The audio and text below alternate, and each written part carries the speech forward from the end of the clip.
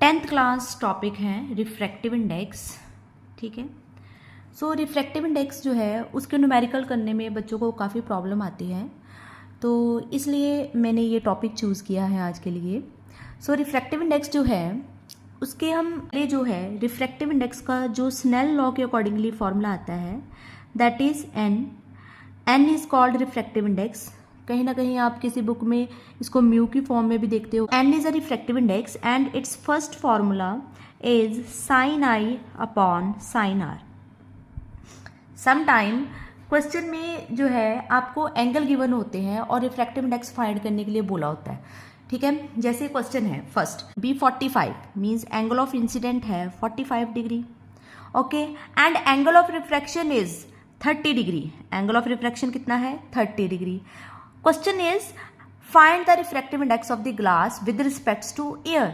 आपने क्या फाइंड करना है, refractive index of glass with respects to air.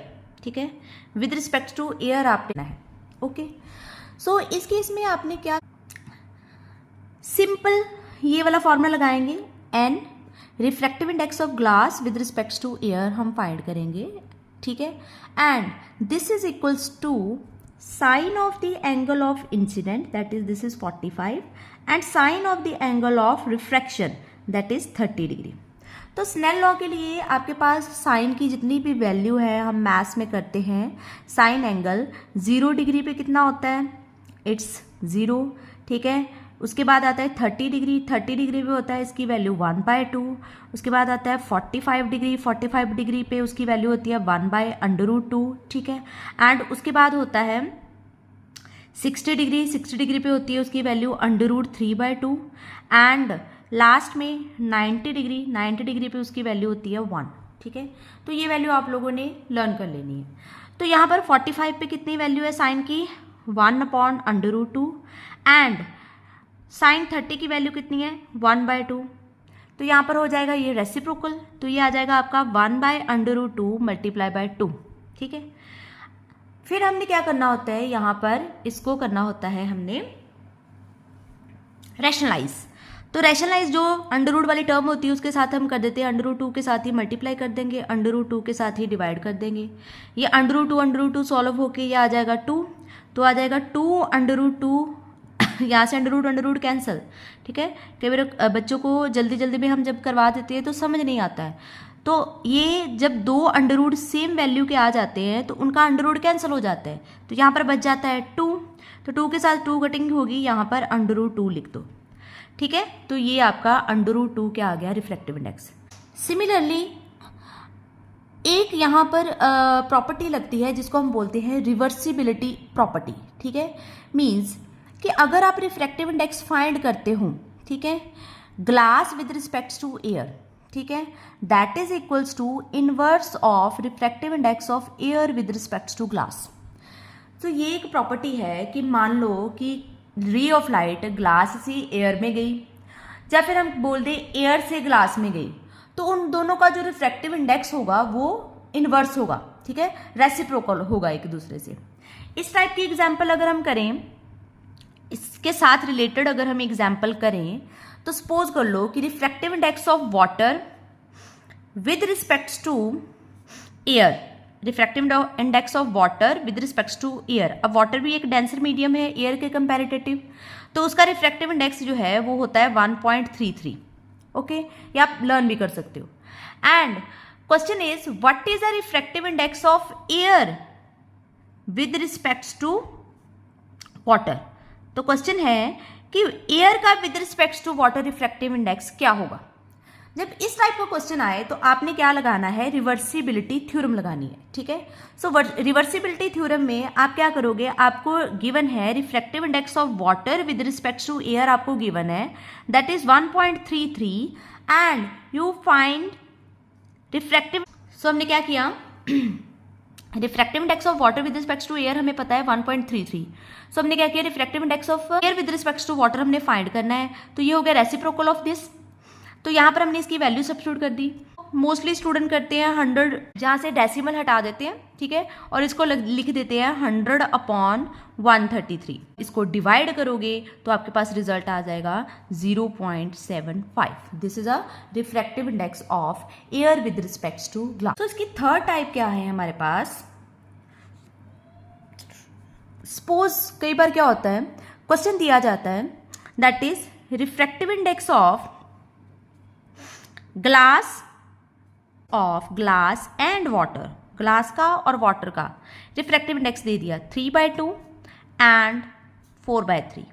तो यही वैल्यू होती है, ग्लास का होता है 3/2 दैट इज 1.5 एंड वाटर का होता है 1.5 एंड वाटर का होता है 4/3 दैट इज 1.33। ये तो फिक्स वैल्यू है, ठीक है। सो क्वेश्चन है हमारे पास कि रिफ्रैक्टिव इंडेक्स ग्लास और वाटर का गिवन है, ठीक है।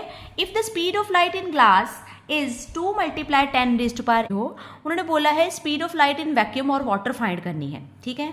So speed of light in vacuum, vacuum means empty space जहां पर कोई मीडियम प्रेजेंट नहीं है, ठीक है।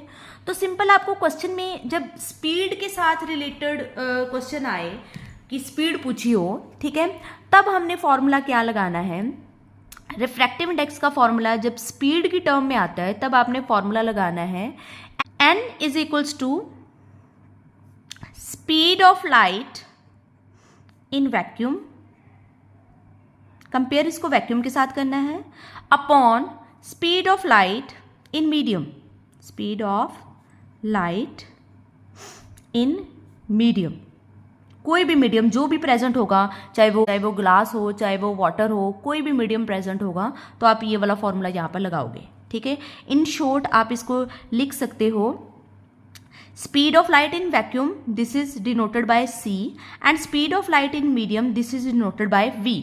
तो इसका फॉर्मूला बन जाता है c/v, ठीक है।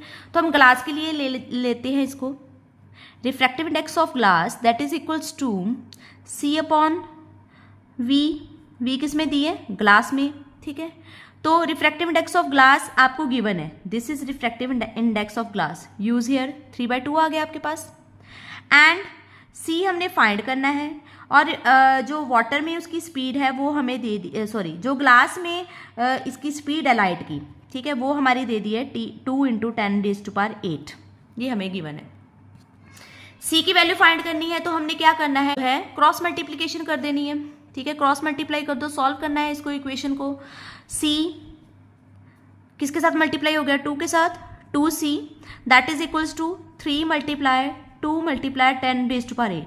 तो जब भी हम साइंस में न्यूमेरिकल वगैरह सॉल्व करते हैं तो 10 की पावर में जो भी वैल्यू दी होती है उसको हमने अलग रहने देना होता है।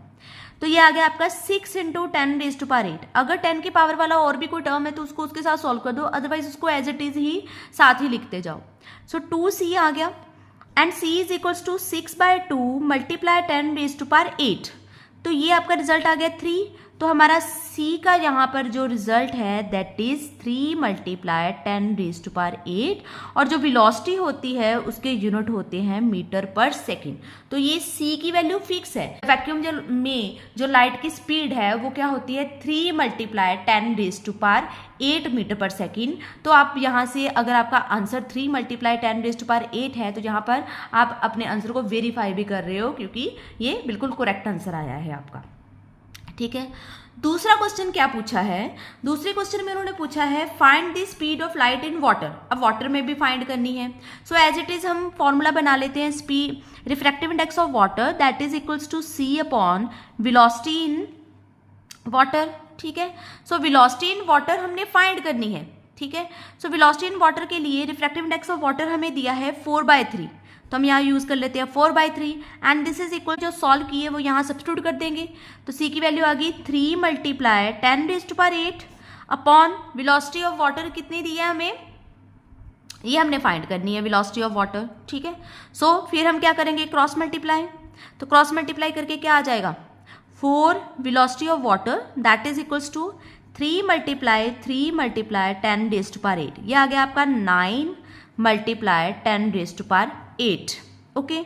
और ये 4 इधर आके क्या हो जाएगा, ये 4 इधर आके डिवाइड, तो आपका जो रिजल्ट आया वो आपका आया 2.25 × 10⁸ मीटर/सेकंड, ठीक है। इट मीन्स यहाँ से हमें एक और कंक्लूजन मिल रहा है। की बात करते हैं इन ग्लास, तो वो हमारी आ रही है 2 × 10⁸ मीटर पर सेकेंड। सिमिलरली जब हम बात कर रहे हैं वाटर की, तो वाटर में वेलोसिटी आ रही है आपकी 2.25 × 10⁸ मीटर पर सेकेंड। अगर हम तीनों वैल्यू को कंपेयर करें तो स्पीड ऑफ लाइट सबसे ज़्यादा कहाँ पर है? वैक्यूम में। जहाँ ये एयर का भी सेम रिजल्ट है, एयर में भी स्पीड ऑफ लाइट इतनी ही होती है। सो वैक्यूम में जहाँ एयर में, वहाँ पर स्पीड ऑफ लाइट है 3 × 10⁸। ग्लास यहाँ पर सॉलिड बॉडी है, सॉलिड है ये, ठीक है, मटेरियल। तो सॉलिड में कितनी डेंसर मीडियम में एंटर करती है तो उसकी स्पीड चेंज हो जाती है, डिक्रीज हो जाती है, ठीक है। यहाँ से आप कंक्लूजन भी निकाल रहे हो कि जब वो एयर मीडियम से या वैक्यूम से किसी डेंसर मीडियम में एंटर हो रही है तो वो वेलोसिटी जो है उसकी डिक्रीज हो गई। तो वेलोसिटी कितनी आ गई? 2 × 10⁸। सिमिलरली वाटर की, वाटर इंटर बिटवीन आ गया इन दोनों के, ठीक है, सॉलिड के और वैक्यूम के, ठीक है। तो वाटर में इसकी जो स्पीड है वो आ रही है 2.25 × 10⁸ मीटर पर सेकेंड। तो जब भी रिफ्रैक्टिव इंडेक्स हमने सॉल्व करना है तो रिफ्रैक्टिव इंडेक्स के यहाँ वेरियस फॉर्मूले बन जाते हैं। एक तो हमने ये देख लिया कि रिफ्रैक्टिव इंडेक्स होता है sin I/sin r। अगर आपको कंपेयर करके पूछा हो कि refractive index of glass with respects to air या air with respects to glass, उस केस में आप लगाते हो रिवर्सिबिलिटी थ्योरम, तो तब ये लगाओगे फॉर्मूला। तीसरा, अगर रिफ्रैक्टिव इंडेक्स का रिलेशन वेलोसिटी ऑफ लाइट के साथ आए तब रिफ्रैक्टिव इंडेक्स का फॉर्मूला आपने क्या लगाना है? C/V, in which the value of C is fix, which is 3 × 10⁸ meter पर second. I hope you understand. Thank you.